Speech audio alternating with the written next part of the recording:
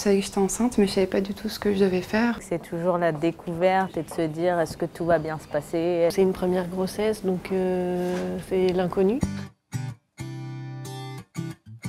Le PP, c'est l'entretien prénatal précoce qui doit être proposé en général au cours du premier trimestre. Il se déroule en général au cours du 4e mois, individuellement ou en couple. Alors la plupart du temps, il est fait par les sages-femmes, mais il peut aussi être réalisé par le médecin. En général, il dure 45 minutes, donc il s'agit d'un long échange pour apprendre à se connaître. Ça permet un peu de savoir quelles sont les attentes de la femme enceinte, ses projets, quelles sont ses envies. Et ça permet aussi de pouvoir, du coup, si on décèle ensemble certaines difficultés, de pouvoir orienter vers d'autres professionnels ou vers d'autres associations qui peuvent la soutenir. Une fois qu'on a fait l'entretien, donc on a à notre disposition le dossier obstétrical des réseaux. Donc en fait ce dossier, il va suivre la maman, c'est-à-dire qu'on donne le dossier à la maman à chaque consultation, on le donne également, on fait un petit résumé très succinct de l'entretien.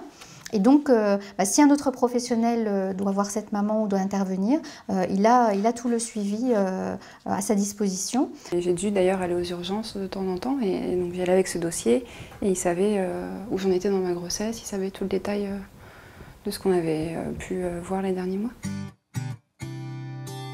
Un accouchement, ça se prépare. C'est la préparation, certes, à mettre au monde le bébé, mais aussi c'est la préparation à accueillir le bébé. En fait, il y a 7 séances de préparation à la naissance pour toutes les mamans, pris en charge à 100% par la Sécurité sociale. En général, en fonction du risque qui peut être établi en début de grossesse, donc par l'entretien du premier trimestre ou alors la consultation d'orientation, des grossesses dites à bas risque peuvent être suivies en ville en général jusqu'au 8e mois. Ce que l'on demande systématiquement aux professionnels de santé libéraux, c'est de bien vouloir adresser les patientes dans les maternités dans lesquelles les patientes vont accoucher à partir du 8e mois, de façon à assurer les 2 dernières consultations dans la maternité où les patientes vont venir accoucher. Alors, le choix de la maternité se fait de façon spontanée par les parents qui ont un désir d'accoucher dans telle ou telle structure. Le premier choix, il est souvent familial, l'environnement proche. C'est souvent la recherche de la proximité. Ce qui peut aider à choisir aussi, c'est d'aller visiter les maternités, de savoir ce qui se fait dans telle ou telle maternité. Quand c'est un premier bébé, surtout, il y a beaucoup d'inconnus.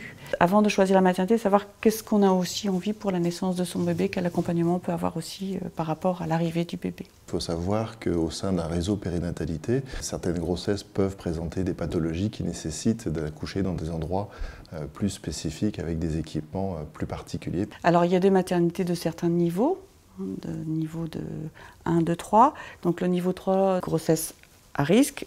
Ensuite, maternité 2, c'est ayant un service de néonatologie pouvant prendre en charge des enfants à partir de 31 ou 33 semaines d'aménorrhée. Et niveau 1, sans service de néonatologie.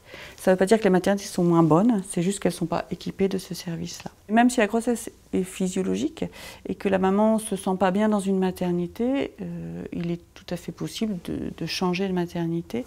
On a un dossier commun qui permet ça aussi, un transfert d'informations d'une maternité à une autre maternité.